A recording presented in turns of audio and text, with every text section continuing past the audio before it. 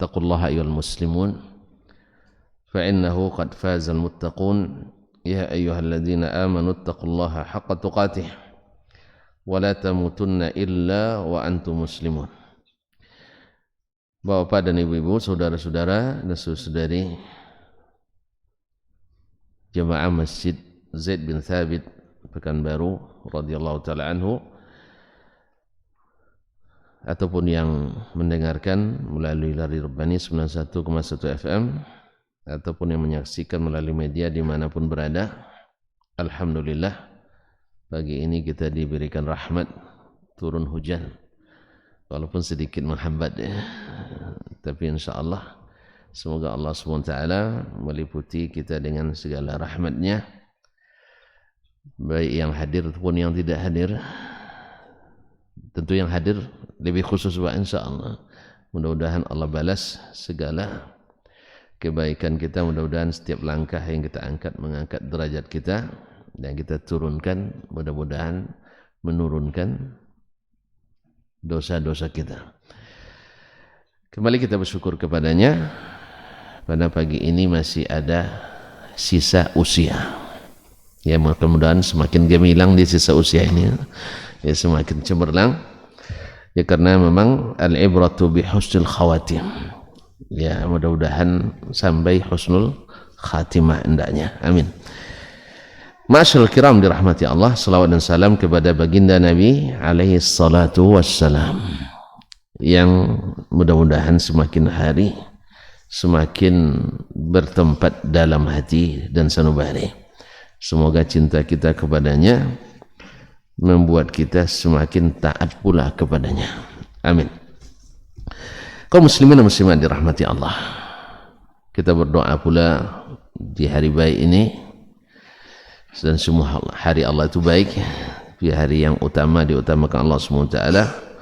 Kita berdoa untuk orang-orang tua kita, ayah, mak kita, para karib kerabat, saudara mara, para guru, para kiai, para buya, para ustadz, ustazah, abah dan umi, serta sahabat-sahabat kita. Mudah-mudahan yang masih hidup Allah berikan taufik senantiasa dibimbing hidayah untuk istiqamah di atas agama Islam, khususnya mengikuti sunnah Nabi alaihi salatu wassalam. Dan semoga yang sudah mendahului kita Allah melimpahkan rahmat kepadanya, Allah ampuni dosa-dosanya dan angkat derajatnya, amin. Khususnya imam kita Asy-Syafi'i rahimahullah, yang pada pagi ini menjelang syuruq ini kita duduk sejenak bersamanya mengemis ilmu daripadanya. Semoga Allah mudahkan kita memahami dan kuatkan untuk mengikuti, amin. Ma'asyiral kiram, masih dalam babu fardhis salah, bab tentang fardu salat, dan bagi siapa hilang atau diangkat kewajiban tersebut karena ada uzur. Kita sampai pada masalah nasakh, yaitu kiblat. Yaitu kiblat yang pertama itu dinasakh dengan kiblat yang kedua. Nah, siapa yang mendapatkan kedua-duanya sebelum dinasakh dan setelah dinasakh, berarti dia telah taat kepada Allah dan Rasul di masa sebelum dipindah dan setelah dipindah. Dan siapa yang mendapatkannya setelah diwajibkan menghadap kiblat Baitullahil Haram, Al-Ka'batul Musyarrafah, dia tetap taat dalam kepada Allah setelah dirubah kiblat tersebut. Ini maksudnya apa?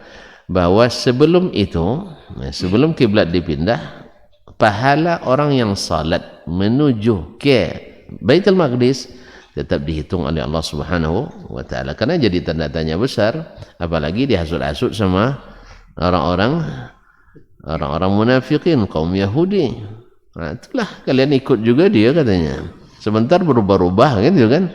Jadi memang kalau ada orang sekarang tidak bisa menerima ustadz salah, ya, tidak bisa menerima ustadz salah, satu salahnya kan salah satu kan, salah satu daripada kesalahan. Tidak bisa nerima itu. Sebenarnya sudah ada bibit-bibitnya dulu, tukang adu-adu tuh. Tukang adu-adu. Ya. Ma'asyiral kiram dirahmati Allah SWT. Imam kita Asy-Syafi'i rahimahullah. Ketika beliau di Irak, di Baghdad, fatwa-fatwanya, fatwa ya, bukan apa namanya kan, fatwanya banyak yang berubah setelah beliau di Mesir. Maka ada istilah qaulun qadim, ada qaulun jadid. Ada perkataan beliau dulu dan pendapatnya yang baru. Oleh itu kaum muslimin dan muslimat, maka para pengikut mazhab Asy-Syafi'i melihat al-qaul binisbati lisy-Syafi'i, kalau nisbat ke Syafi'i ada al-qaulul jadidnya. Nah, pendapatnya yang berubah dari pendapatnya di Irak dan pendapatnya di Mesir di akhir-akhir hayat beliau, karena ilmu itu dinamis sifatnya. Ilmu itu dinamis. Mungkin saat ini seperti kata para ulama, saya melihat dia misalnya begini, besok mungkin bagi saya terlihat lebih jelas dalilnya yang lain. Nah, oleh itu kaum muslimin dan muslimat dirahmati Allah. Nah, waktu itu orang-orang Yahudi menghasut-hasut, "Sialah kalian menghadap ke Baitul Maqdis." Maka Allah jawab langsung, "Sayaqulu sufaha'u minan nasi ma wallahum an qiblatihim allati kanu 'alaiha. Qul lillahil masyriqu wal maghrib yahdi man yasha'u ila siratin mustaqim." Kemudian sampai pada wa ma kana Allahu liyudhi'a imanakum. Ya, orang-orang yang tidak berilmu itu, orang-orang yang dungu itu, kata Allah, ya Allah yang bilang, bukan kita nih ya, karena menentang perintah Allah, menghasut umat kepada Rasulullah SAW itu adalah kedunguan. Makanya Allah katakan orang-orang dungu itu kan berkata, apa pula yang membuat mereka berganti-ganti kiblat? Padahal ini masalah salat, masalah berat gitu ya, berat baginya. Sebenarnya perkataan baik, bunyinya baik ya, tapi isinya naudzubillah. Maka Allah jawab sendiri bahwa mereka itu adalah orang-orang yang sufaha, karena mereka juga sudah mengatakan Nabi dan para sahabat itu orang-orang sufaha. Ya kan, masih ingat ayat kan, wa idza qila lahum aminu kama amana an-nas qalu anu'minu kama amana as-sufaha. Ketika dikatakan kepada mereka berimanlah seperti berimannya orang-orang beriman. Siapa? Nabi dan para sahabat. Lalu mereka jawab, masa kami beriman seperti orang-orang yang dungu-dungu itu? Ya, dianggap sahabat dan Nabi sendiri dianggap dungu. Jadi kalau ada orang yang bilang hari ini ketika kita mengajak ikut sunnah Nabi SAW seperti yang diamalkannya sendiri, ya kan? Seperti yang diperintahkan sendiri, seperti yang disetujui sendiri, jangan keluar dari sunnahnya, kita akan dituduh sufaha, dungu kan? Otaknya tidak encer, ya kan? Otaknya picik dan seterusnya. Tidak usah sedih, karena dulu Nabi juga dibilang gitu. Tidak usah sedih, Nabi juga dibilang gitu, apalagi kita, ya kan? Apalagi kita. Makanya, dan jangan dibalas, nah kan itu, jangan dibalas Nabi kan, kecuali Allah yang membalasnya langsung. Allah yang balas. Apa katanya? Ala innahum humus sufaha. Ingat, mereka sebenarnya yang dungu. Sebab apa? Nak ngajar Allah Subhanahu wa taala pula, nak ngajar Rasulullah sallallahu alaihi wasallam. Jadi kalau ada, ketika kita ngajak orang untuk ya seperti bana Nabi sallallahu alaihi wasallam, lalu dikatakan otak kita tidak berjalan, macam-macam lah kan, otak kita tidak encer dan sebagainya, biasa itu. Masalah biasa. Ya, kalau kita memang tidak seencer itu kan. Nah, Nabi yang merupakan orang yang paling encer otaknya kan, Ibnul Jauzi menyebut dalam kitab Al-Azkiyah, secerdas-cerdas orang itu para nabi, dan yang paling cerdas di antara para nabi adalah Sayyiduna Muhammad sallallahu alaihi wasallam. Dibilang otaknya enggak jalan, macet gitu ya. Ini biasa itu kaum muslimin. Oleh itu kita teruskan untuk mengajak umat kepada Nabi alaihi salatu wassalam. Ya, jangan bergeser Pak ya. Jangan bergeser, berkisau boleh ya, geser jangan ya. Balik badan sedikit enggak apa-apa, tapi jangan bergeser pindah ke garis lain. Karena garis lain itu bisa saja nanti red line kan, yang tidak boleh dilalui. Jelas ya? Berkisau boleh dikit ya. Tahu berkisau? Anam. Kan apa namanya, duduk nak berkisau, togak nak berpaliang. Belajar itu nanti. Kaum muslimin dan muslimat dirahmati Allah Subhanahu wa taala. Baik. Jadi Allah yang balas, sayaqulu sufaha wa ma kana Allahu liyudhi'a imanakum. Nah, enggak usah khawatir wahai kaum muslimin, kalian dulu menghadap Baitul Maqdis juga taat. Perintah siapa? Perintah Allah. Kok tahu? Rasulullah yang terjemahkan itu. Ya, makanya Nabi Imam Syafi'i rahimahullah, kenapa dia lama-lama sekali dulu? Kalau bahasa sekarang mendoktrin kita ya. Ya, Imam Syafi'i lama sekali mendoktrin kita. Ini kalau pinjam bahasa doktrin, saya tidak setuju bahasa doktrin. Doktrin itu nyuruh memasukkan tanpa dalil ya. Seperti sebagian aliran, kalau syekhnya buat sesuatu, jangan tanya kenapa buat. Ya, pokoknya ikuti aja. Tidak. Imam Syafi'i selalu mendatangkan dalil Al-Quran dan hadis Nabi alaihissalatu wassalam. Apa katanya? Kalau kalian sudah taat Rasul sama taat kepada Allah, selesai masalah. Makanya ikut Rasul itu artinya ikut Allah. Taat Rasul artinya taat pada Allah. Nyontoh Rasul artinya mengikut apa yang Allah ingin daripada kita. Kalau itu kaum muslimin dan muslimat dirahmati Allah Subhanahu wa taala, maka tidak usah takut. Wa ma kana Allahu liyudhi'a imanakum. Innallaha bin-nasi laraufur rahim. Jangan takut, Allah tak akan sia-siakan iman kalian.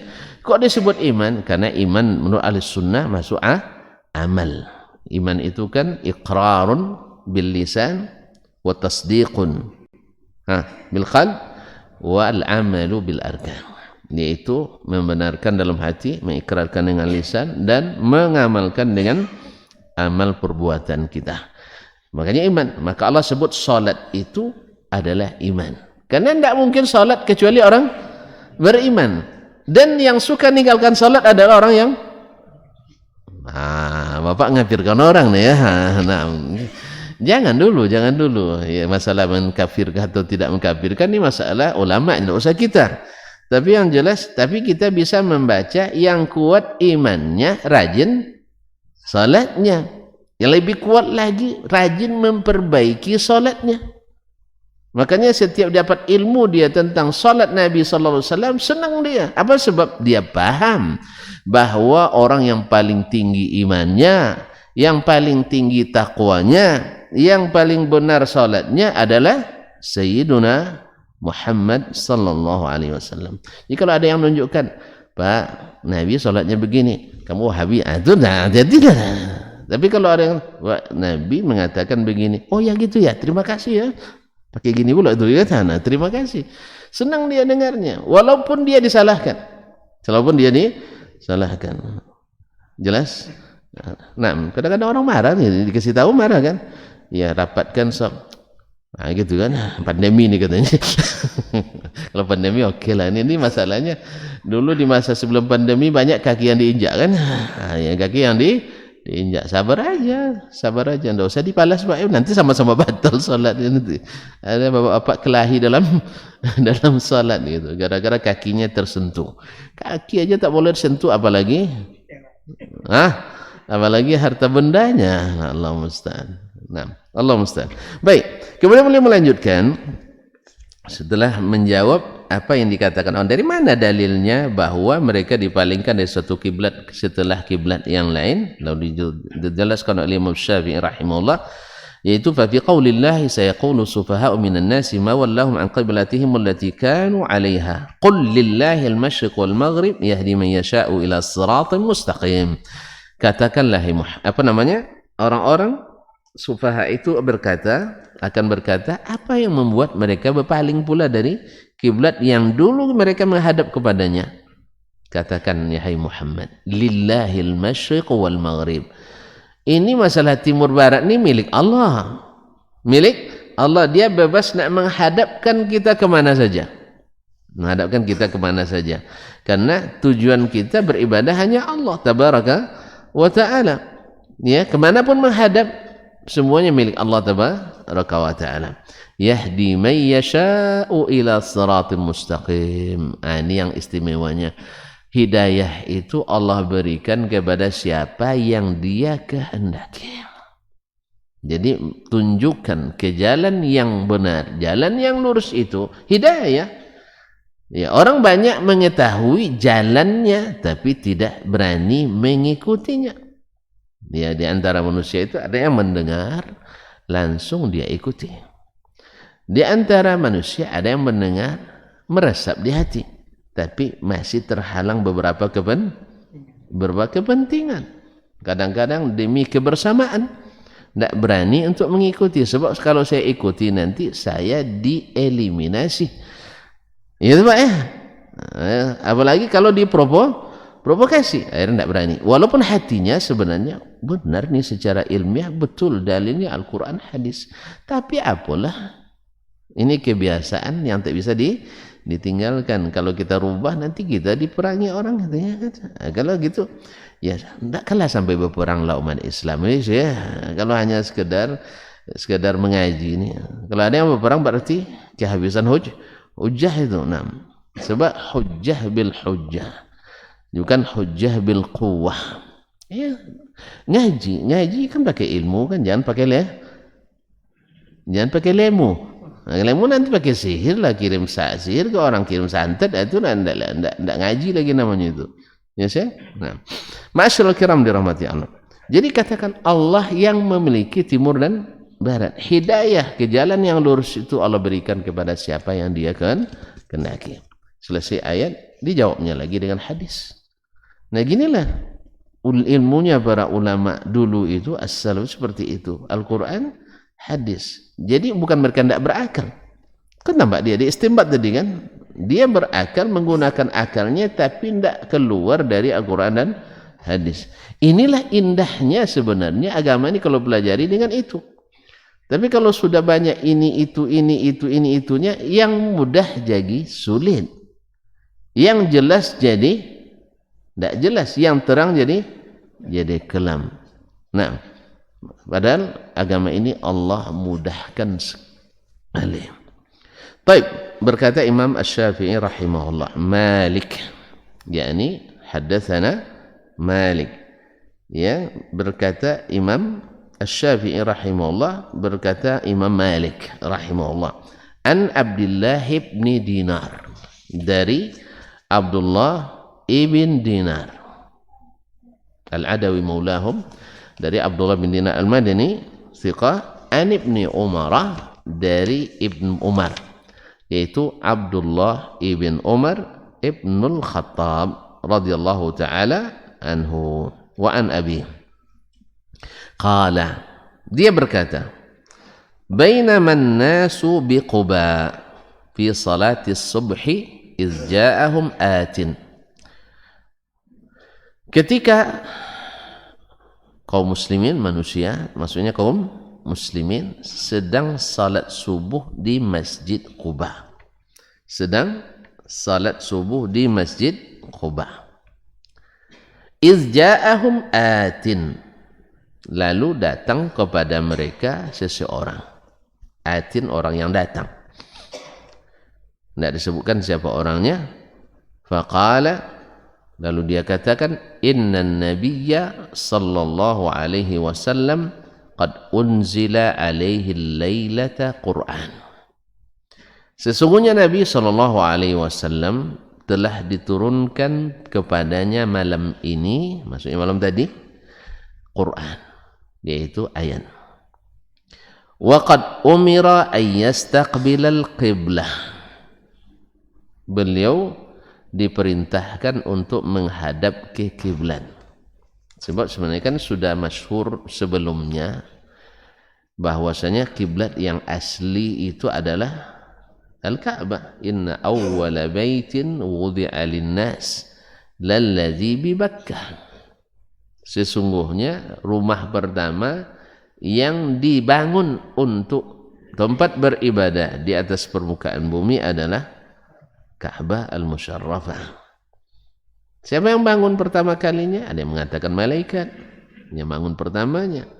Kemudian dibangun kembali oleh Nabi Ibrahim alaihissalam, sehingga masyhurlah dinisbatkan kepada Nabi Ibrahim alaihissalam, karena bangunan yang sekarang ini ala asasi wa qawaidi Ibrahim wa idh yarfa'u Ibrahimul qawa'ida minal bait.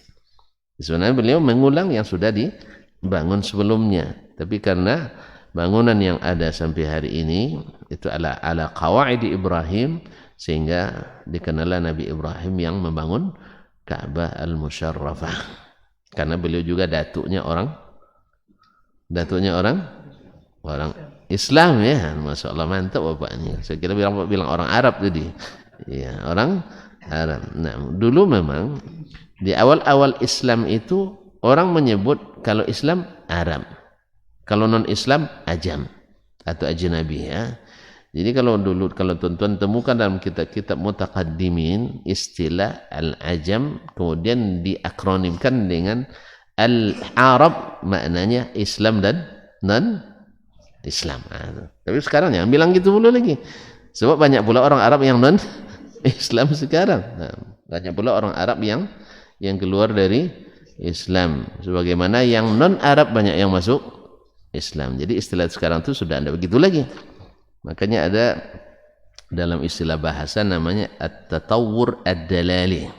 At-tatawwur ad-dalali yaitu perkembangan dari sisi makna yang dituju dari sebuah lafaz atau kalimat.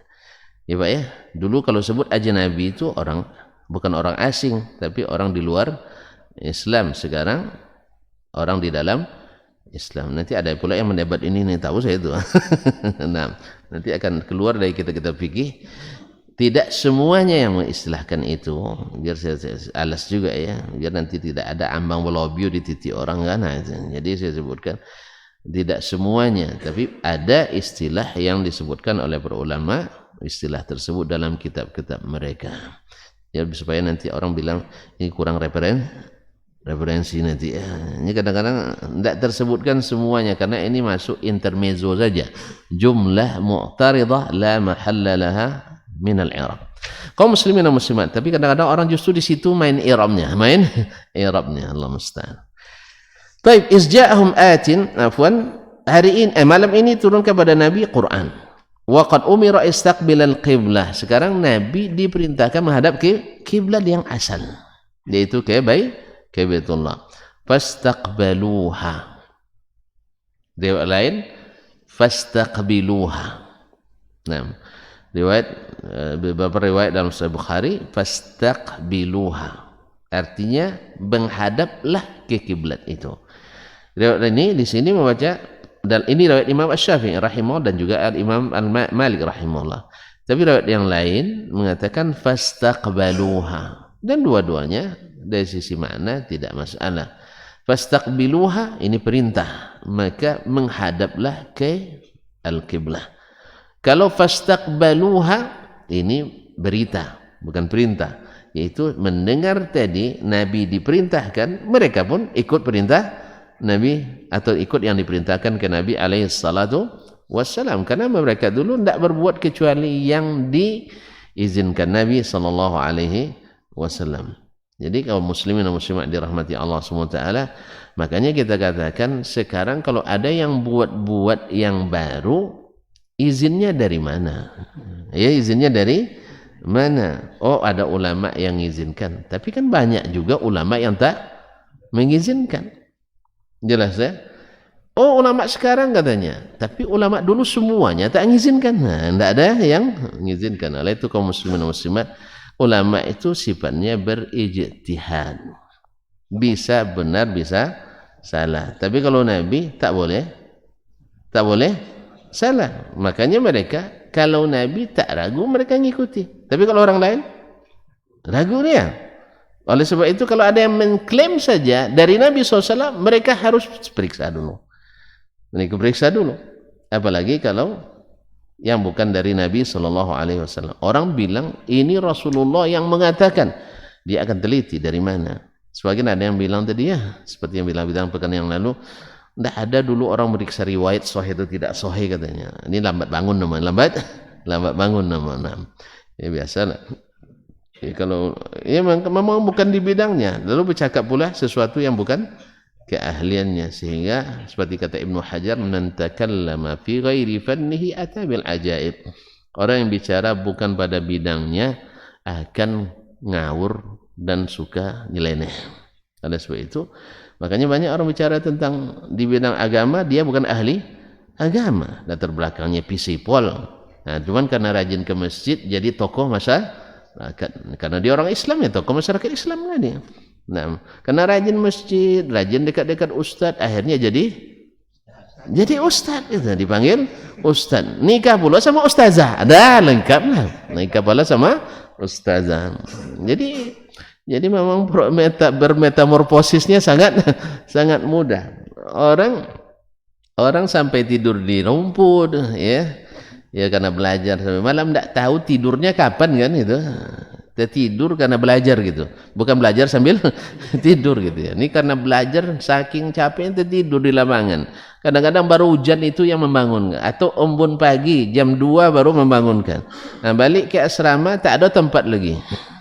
Cemana asrama 4x4 bang, isi 16 orang, peti di situ, kompor di situ. Bayangkan itu, tapi hidup juga. Ya, untunglah masa dulu kurusnya. Kalau sempat gemuk begini, risau kawan nengoknya. Untung kurus. Jadi kalau tidur malam itu udah dapat tempat di kamar itu, alhamdulillah. Kalau enggak, bersepah lah di mana aja tidur. Ada yang tidur di kelas. Yang lucunya kadang diangkat pula sama jin.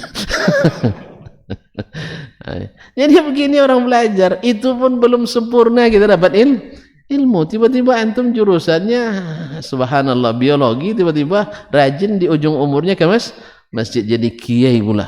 Allah musta'an. Berfatwa. Kalau pada dai tidak ada masalah, dai memang tidak harus ulama, memang dai tidak mesti ulama. Tapi kalau sudah masuk bab fatwa itu memang gawainya ulama, sebab berbicara atas nama Allah SWT. Tapi kalau menyampaikan tidak apa-apa, ngaji Rabu, Kamis rajin ke masjid. Oh, potong apa tadi? Potong kaki. Ya Syekh. Oh, potong celana nih. Kemudian Jumat potong jenggot. Oh, pasang jenggot. Enggak boleh pasang jenggot, Pak. Sehari langsung panjang. Oh, mempanjangkan jenggot. Maksudnya dibiarin gitu ya. Oh, gitu. Tinggalkan memotong jenggot. Sabtu berdakwah. Ya, bukan berfatwa. Enggak boleh lah. Tapi kalau berdakwah, alhamdulillah, akhirnya Sabtu sudah 3 orang bisa rajin ke masjid. Masya Allah, hari Senin Anda potong celana tapi belum sempat dijahit. Nah, ini kan dakwah namanya, bukan fatwa. Kemudian nampak orang yang tidak dipotong celananya, ini kayaknya tidak sesuai sunnah. Biasa lah itu. Kan ilmunya sampai di situ kan, ini tidak sesuai sunnah dan memang tidak sesuai memang. Cuman ada pendapat gitu ijtihad ulama, kan tidak wajib memotong itu kan, tidak wajib. Apalagi di tahun zaman Nabi tidak ada celana jin katanya. Ya kan, bayar kita jawab juga katanya ada sarung katanya. Ya, kalau orang tidak mau itu kan banyak alasannya. Tapi kalau orang mau, ya tidak pakai alasan. Pokoknya kalau udah banyak alasan, artinya tidak mau. Kan biasa kan, orang yang banyak alasan artinya tidak mau. Orang yang suka mendebat artinya tidak mau, tidak setuju. Orang suka protes tidak setuju. Jadi sebab itu orang Islam itu adalah melahirkan orang-orang taat. Orang-orang taat. Apapun disuruh oleh Allah dan Rasul, sami'na wa ata'na. Tidak banyak muter-muternya. Kalau banyak muter-muternya pasti tidak mau tuh, Pak. Makanya tidak mau. Macam orang disuruh nikah aja. Nah, iya kan? Ada yang mau kamu nikah, nak? Hah?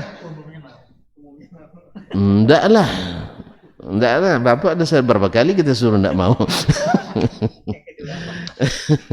Kaum muslimin dan muslimat. Jadi kalau dia mau, diam dia. Tapi kalau enggak mau, masih sekolah, itu kan, masih takut. Nanti apa yang mau dikasih makan sama anak orang, itu kan gampang aja. Kasih makan ya nasi. Kalau orang Indonesia, kalau dapat orang Maluku misalnya kasih sagu. Ya, dapat orang Lombok dapat kasih jagung. Terus apa lagi, Pak? Hah? Dapat orang mati tidak ada makan. Jadi kaum muslimin dan muslimat dirahmati Allah. Jadi fasaqbaluha, mereka langsung menghadapnya karena taat Nabi alaihi salatu wassalam. Atau fastaqbiluha, maka menghadap kepadanya. Wa kanat wujuhum ila Syam. Ini tafsir dari rawi. Tafsir dari perawi, pada waktu itu mereka sedang menghadap ke Syam. Di mana Syam? Baitul Maqdis. Di mana Baitul Maqdis? Di Palestina sekarang. Ya, di Palestina. Fastadaru ilal Ka'bah. Mereka langsung berputar menghadap ke Ka'bah. Jadi dengan demikian sebenarnya yang sahih riwayatnya bahwa masjid itu satu solat dua kiblat adalah di Masjid Quba. Ini yang riwayat yang sahih. Tapi yang masyhurnya di dalam sejarah adalah Masjid Kiblatin yang sekarang. Jadi kalau tuan-tuan nanti nanya Masjid Kiblatin, pasti dibawa ke Masjid Bani Salimah sekarang, yaitu Bani Salimah dulu namanya, Masjid Kiblatin. Itu tetangga kampus kami. Ya, tidak terlalu jauh lah, sekitar tidak sampai 2 kilo. Ya, cukup untuk berkeringat, ya, apalagi kalau siang-siang musim panas. Tapi enak jalan kaki dari kampus ke situ. Ya, dari Masjid Nabawi aja senang jalan kaki, Pak. Apalagi kalau diajak makan sama kawan di jalan. Ya, habis salat sisa di Masjid Nabawi, akhirnya singgah di rumah makan Hana dulu namanya. Kalau Bapak mau tahu, ajak saya ke Madinah, nanti saya tunjukin ya, biar tahu tempat enak makan di sana. Ya, tapi atau ongkos Bapak yang bayar. Ya, makan saya bayar, tidak aman tuh. Nanti ongkos Bapak yang bayar. Atau saya yang bayar ongkosan, payah. Jadi kaum muslimin dan muslimat, jadi Kiblatin itu adalah masjid yang dekat Masjid Bani Salimah dulu. Tapi yang riwayatnya yang sahih di Sahih Bukhari, bahwasanya seperti dalam hadis ini mereka sedang salat di Masjid Quba. Salat di Masjid Quba. Dalam satu salat mereka dua kiblat. Salatnya apa tadi? Salat subuh. Ya, salat subuh. Malam tadi di sana di Madinah sudah apa namanya, sudah turun firman Allah SWT tadi. Nah, ada utusan datang ke Quba, karena Quba dari Madinah itu lebih kurang 3,5 km. Bagus juga jalan kaki itu. Ya, ya, Nabi SAW setiap Sabtu dia pergi salat ke Masjid Quba, karena siapa yang bersuci di rumahnya dengan baik kemudian menuju Quba, tidak ada tujuan lainnya kecuali ke situ, dan salat 2 rakaat, maka dituliskan pahala umrah. Bagaimana tidak enaknya tinggal di Madinah tuh? Tidak bisa ke Mekah umrahnya, pergi ke Masjid Quba. Awak bisa juga di sini, Pak, ya. Selesai salat subuh nanti duduk sampai syuruk. Haji lagi, Pak, Masya Allah. Tapi jangan gelar haji dulu, karena belum tercatat. Tapi sudah, subhanallah, insyaAllah tiap subuh kita bisa pahala haji sempurna. Allah Maha Kuasa. Tentu saja beda juga, Pak, ya, yang umrohnya di Madinah dengan umrohnya di bukan baru, tapi setidaknya kita diberikan peluang dapat itu. Karena orang haji kan sama orang sholat kan, sholat satu masjid, satu sab, ya, bacaannya sama. Ini dapat 1/3, ini dapat 1/4, ini dapat 1/5, dan jarang kayaknya dapat utuh sih, jarang kayaknya ya. Iya, coba tunjuk tangan lah yang hari ini pagi ini utuh tadi. Tidak ada satupun keluar dari sholat. Ada? Tunjuk tangan aja. Saya kasih sarapan pagi. Memang susah kayaknya kaum muslimin dan muslimat. Makanya, iya, Pak, ya. Jadi umroh juga begitu. Ada yang umrohnya ini Allah sediakan bagi, ada yang seperti ini mutunya. Jadi Allah Maha Kuasa. Itu tidak usah kita urus ya. Itu Allah SWT. Ya, mana tahu mungkin saja yang di sini lebih hebat daripada yang sholat di Masjid Quba tadi. Masalah niatnya, masalah masyaqqahnya, dan seterusnya. Maka berlombalah dalam keikhlasan tadi. Berlomba dalam keikhlasan. Tentu saja dalam hal ini Nabi tak ada lawannya. Maka Nabi SAW kadang jalan kaki, kadang naik onta menuju ke Quba. Setiap hari Sabtu. Kaum muslimin dan muslimat dirahmati Allah. Jadi Nabi itu bukan hanya memberitahu, ya, bukan hanya sekedar tahu. Ya, oh tahu saya itu, tapi tidak pernah pergi kan? Tidak, Nabi tahu dan melaksanakannya. Maka sekali lagi saya katakan, agama ini Nabi jelaskan dengan hukum dasar dan hukum detailnya, petunjuk pelaksanaan dan teknisnya. Maka tidak usah kita menambah lagi. Sebab yang datang dari Nabi saja belum habis lagi kita aplikasikan. Iya, percayalah, yang dari Nabi ini tidak habis kita aplikasikan. Alhamdulillah, semoga Allah SWT mudahkan kita. Fasdaduru ilal Ka'bah. Kemudian beliau menerangkan lagi Malik, yani an Malik an Yahya ibn Sa'id, dari Yahya ibn Sa'id al-Ansari. Yahya ibn Sa'id al-Ansari, salah seorang imam hadis dan fikih di masanya. An Sa'id ibn al-Musayyib, dari Sa'id ibn al-Musayyib. Dari Sa'id ibn al-Musayyib, itu Sa'id ibn al-Musayyib bin Hazan al-Qurashi Abu Muhammad al-Madani. Beliau adalah a'lamut tabi'in, orang tabi'in yang paling alim. Ya, sebagian besar ulama menyebutnya dia afdalut tabi'in, utama tabi'in yang paling afdal di kalangan tabi'in. Sebab ya gimana tidak, kaum muslimin pernah suatu hari beliau masuk masjid, pas di pintu masjid dikumandangkan azan. Sedih dia, inna lillahi wa inna ilaihi raji'un. Ya, sedih dia. Kenapa? Dia bilang, ana munzu arba'ina sanah la yu'azzinul mu'azzin illa wa ana fil masjid. Sejak 40 tahun saya tak pernah azan dikumandangkan kecuali sudah dalam masjid. Itu di pintu masjid. Berarti terhitung menurut dia itu sesuatu yang gak gawat. Untuk 40 hari aja susah ya. Padahal fadilahnya luar biasa. Siapa yang memelihara salat di masjid bersama imam selama 40 hari, tak luput takbiratul ihram, maka dituliskan baginya 2 pembebasan. Bebas dari munafik, bebas dari api neraka. 40 hari. Coba, ada yang berazam dari sekarang 40 hari ya, muazzin tak azan kecuali kita sudah dalam masjid. Insyaallah alasan kita banyak ya, insyaallah alasan kita banyak. Yang dinas karena dinasnya, yang malas karena malasnya. Allah musta'an. Ini 40 tahun tak pernah azan muazzin kecuali dalam masjid.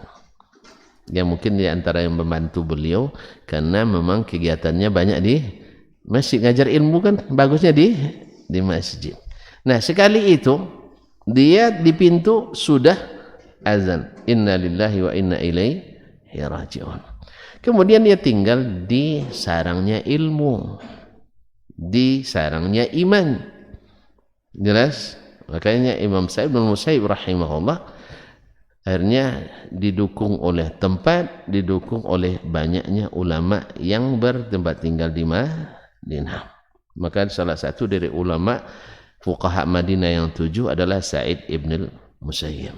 Masya Allah, banyak keedah-keedah yang Masya Allah, yang terapan yang datang dari beliau. Di antaranya dia pernah melihat seseorang salat sunat setelah subuh di Masjid Nabawi. Masya Allah, kan kalau pakai logikanya mantap itu. Salat adalah amalan yang paling dicintai Allah setelah at-tauhid. Kedua, salat di Masjid Nabawi lebih afdal dari 1000 kali salat di masjid lain. Kan mantap, alasan logis dan filosofisnya lengkap itu. Nah, lalu ditegur oleh Sa'id ibn Musayyib, dia ulama. Ulama itu kan harus jeli melihat umatnya, dan dia harus nasihah, harus nasih kepada umat. Jangan sampai ada orang yang keliru, sia-sia beramal, maka dia ingatkan. Cuma kadang umat ini kan tidak semua mau diingatkan. Iya tak? Bapak mau tidak diingatkan? Mau Ustaz, tapi yang benar-benar aja, yang salah-salah jangan sebut-sebut. Saya sudah tua ini, lebih duluan makan garam dari Ustaz. Gitu kan? Saya lebih tua. Ustaz saya banyak. Saya ngaji, Bapak ngaji, saya ngaji juga katanya kan. Kan itu ya. Tuan-tuan punya guru, saya juga punya guru. Kan ya sama, memang tidak ada yang tidak punya guru, kayak guru SD ada, guru MD ada, semua kita punya guru. Nah, alhamdulillah. Jadi memang susah untuk diingatkan, susah. Maka ketika ditegur oleh Sa'id bin Musayyib, dia bilang, "Ya Aba Muhammad, ayu'azzibunillahu 'ala shalah?" Apakah Allah akan azab saya gara-gara salat? Wih. Ini orang marah atau orang apa nih? Sama sekarang ada orang melakukan amalan-amalan yang tidak ada dalilnya sama sekali, tidak diamalkan secara ijma' di zaman Nabi, di zaman sahabat, zaman tabi'in, tidak ada satupun imam yang mengamalkannya. Ya, ketika kita sampaikan, baru menyampaikan seperti itu, tidak mengatakan ini bid'ah dan sebagainya. Ya, kita tidak katakan itu kan, tidak kita bid'ahkan. Tapi sudah ada pertanyaan, Ustaz, apakah gara-gara ini saya dimasuk neraka katanya? Ya tidak mungkin lah gara-gara mencintai Nabi kita masuk neraka. Jelas? Tidak mungkin gara-gara sholat masuk neraka. Nah, karena Sa'id bin Musayyib adalah alim, dia jawab, tidak mungkin Allah menyiksamu gara-gara sholat. Tidak mungkin. Karena sholat itu cintai Allah. Cuman yu'azzibuka ala mukhalafati sunnah. Kamu disiksa Allah gara-gara menyelihi sunnah Nabi sallallahu alaihi wasallam. Karena menyalahi sunnah itu hukumnya halal apa haram? Haram. Kalau jelas, dah jelas, lalu kita langgar juga, haram apa halal? Melaksanakan haram masuk neraka untuk surga. Tidak ada haram yang bagus.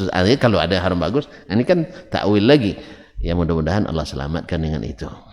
Makanya kaum muslimin dan muslimat dirahmati Allah. Tapi bagi yang sudah jelas baginya, memaksakan juga, ya kita khawatir saja ya. Dan kita tidak, bukan urusan kita masukkan orang neraka surga. Kita aja belum jelas tadi mana kan? Kita aja tak jelas tadi mana. Cuman pekerjaan itu kalau menyalahi tentu berakibat tak baik. Keberkatan menyalahi tidak berakibat tak baik. Kita tidak mengatakan gara-gara mencintai Nabi orang masuk neraka. Na'udzubillah. Ya, gara-gara cinta Nabi itu cinta yang harus didahulukan. Jelas? Sama dengan tidak boleh mengatakan orang gara-gara sholat masuk neraka, gara-gara zikir masuk neraka. Tidak mungkin. Gara-gara nikah masuk neraka. Tapi jangan coba nikah yang kelima. Nah, kan itu kan? Padahal nikah itu bagus apa enggak? Bagus, tapi yang kelima haram. Nah, jadi masalahnya di situ. Ini salat bagus, tapi antum salat dengan cara sendiri.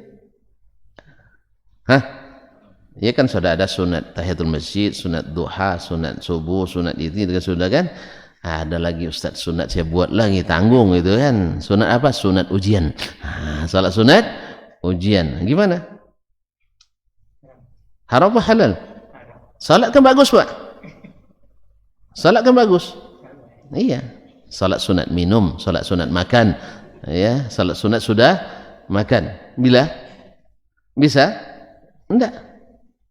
Tapi karena saya cinta Allah SWT saya buat, boleh enggak? Mungkin Allah azab saya gara-gara salat karena cinta kepadanya? Terus? Kenapa Bapak larang? Karena tidak disuruhnya, tidak dicontohkan oleh Nabi-Nya sallallahu alaihi wasallam. Udah paham nampaknya.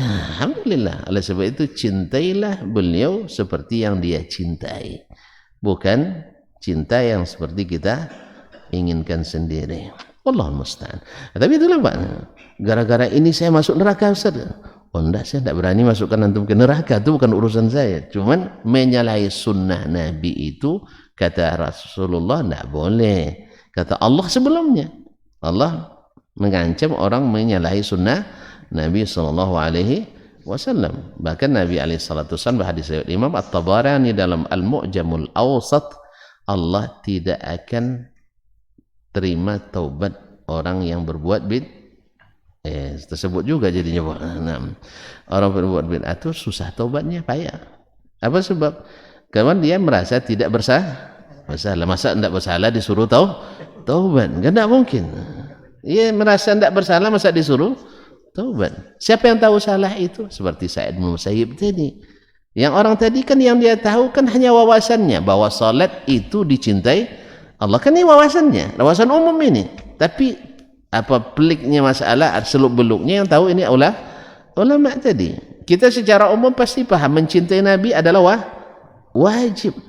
Tapi bagaimana cara mencintai Nabi? Katanya kepada para ulama warathatul anbiya, yaitu warisan yang dibawanya seperti apa dari Nabi sallallahu alaihi wasallam. Karena banyak yang menyebut ulama tapi warisannya tidak nampak. Warisannya tidak nampak. Oh, siapa waris? Mana warisannya? Tidak ada katanya. Warisannya enggak ada. Pewaris juga namanya, tapi ahli waris yang tanpa warisan. Nah, ini kita kalau bisa ahli waris yang ada warisannya lah. Ada waris yang ada warisannya. Ya, saya ahli waris nih Pak, tapi mana warisannya? Tidak ada. Warisannya hilang dibawa orang itu semua, gitu kan? Antum berteman yang seperti ini ada gunanya? Hah? Nanti makan kita yang bayar tuh Pak. Ya, kalau berjalan kita yang ngongkosin. Nah, tapi kalau antum tahu dia dapat warisan, masya Allah, 2 miliar kan bagian dia, senang tidak dekat? Ngeningan dapat tempiasnya Pak ya, dapat tempiasnya. Tempias 2 miliar berapa kira-kira? 2 juta. Itu nitik namanya itu Pak.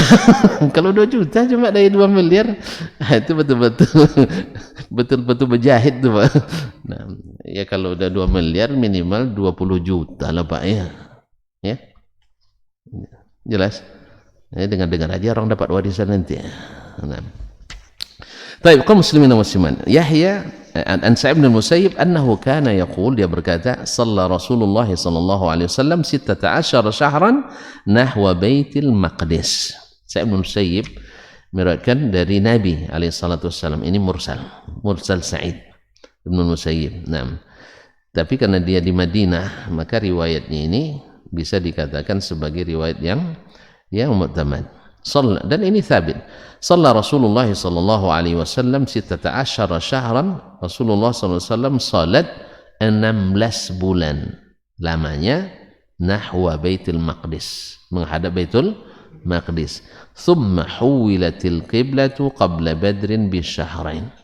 Kemudian kiblat dirubah, diarahkan ke Baitullahil Haram 2 bulan menjelang perang Badar. 2 bulan menjelang perang Badar tahun keberapa? Kedua Hijriyah, di bulan Ramadhan. Nah, ini lagi di bulan Ramadhan. Nah, taib. Dan kayaknya sampai di sini dulu kajian kita pada malam hari ini. Nanti masuk masalah salat khauf. Subuh malam. Subuh ini malam kita bisa terjadi kajian malam ini. Oh, si bilang malam. Masya Allah, ternyata masih bangun. Kita tambahlah gajinya. Nah, saya kayaknya sudah. Nah, jadi lisan saya malam ya, hati saya tadi Pak subuh sebenarnya, gitu lah. Kadang-kadang makanya lisan kadang tidak mendukung juga. Oleh sebab itu niat tak perlu nih. Iya, saya ikhlas ini katanya, ikhlas. Berapa bayar Pak? Seikhlasnya, kita bayar 2.000. Oh, enggak cukup Pak, katanya seikhlas. Jadi ikhlas itu memang di hati, bukan di lisan. Oleh sebab itu maka jangan enggak usah dilafazkan, karena memang niat itu tempatnya dia. Dah paham teman-teman. Alhamdulillah. Ya, waktunya hati saya tadi kan ke malam. Ya, subuh tiba-tiba terlafazkan malam. Karena biasa enggak, subuh juga biasa Pak. Cuman sekali ini aja salah. Apa catat itu rupanya. Sepanjang itu kita ceramah itu tercatat sama apa. Subhanallah. Ya, mohon maaf dan terima kasih. Kita jumpa kembali pekan depan insyaallah taala. Subhanakallahumma bihamdik asyhadu an la ilaha illa anta astaghfiruka wa atubu ilaik. Wassalamualaikum warahmatullahi wabarakatuh. Majtama'a qaumun fi baitin min buyutillah yatluna kitab Allah wa yatadarasunahu fima bainahum illa nazalat alaihimus sakinah wa ghashiyatuhumur rahmah wa haffat bihimul malaikah wa dzakarahumullahu fi man indah. Tidaklah suatu kaum duduk di salah satu rumah Allah membaca ayat-ayat Allah dan sama-sama mempelajarinya, kecuali turun kepada mereka as-sakinah, ketentraman dan kenyamanan. Wa ghasyiyatuhumur rahmah, dan mereka diliputi pula oleh rahmat, kasih sayang dari Allah Subhanahu wa taala. Wa haffat bihimul malaikah, dan mereka pun dikelilingi oleh para malaikat, karena malaikat suka majlis-majlis zikir dan ilmu. Wa dzakarahumullahu fi man indah, dan Allah akan banggakan sebut-sebut mereka di kalangan malaikat-malaikat yang ada di sisinya, di masyarakat atas.